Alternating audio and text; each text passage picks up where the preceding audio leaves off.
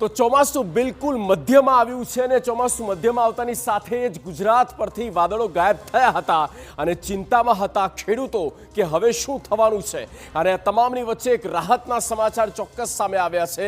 વાદળો બંધાઈ રહ્યા છે અને હવામાન વિભાગે આગાહી કરી છે તે પ્રમાણે થઈ શકે છે સારામાં સારો વરસાદ। મુશળધાર વરસાદની આગાહી જ્યાં સૌથી વધારે જરૂરિયાત હોય તો તે છે સૌરાષ્ટ્ર ઝોન અને સૌરાષ્ટ્રમાં હવે આગાહી આપવામાં આવી છે કારણ કે ડેમો હજી પણ અડધે પહોંચ્યા નથી, પાણીનો ભરાવો હજી જોઈએ તેવો નથી અને તેવામાં સ્થિતિ ચિંતાજનક ચોક્કસ કહી શકાય। અને એટલા માટે થઈને લાગે છે કે સૌરાષ્ટ્રમાં હવે મેઘમલ્હાર થશે અને તેની સાથે બીજા ક્રમાંકે કચ્છ જિલ્લો પણ છે અને કચ્છ જિલ્લામાં પણ આતુરતાથી રાહ જોવાઈ રહી છે ક્યારે થાય સતત અવિરત વરસાદી માહોલ અને એ કચ્છમાં પણ વરસાદની આગાહી જે છે તે અત્યારે જોવા મળી છે। ઉત્તર ગુજરાતમાં પણ જોઈએ તે પ્રકારે વરસાદ નથી, કેટલાક તાલુકાને બાદ કરતા અને ઉત્તર ગુજરાતમાં પણ મુશળધાર વરસાદની આગાહી આપવામાં આવી છે। એટલે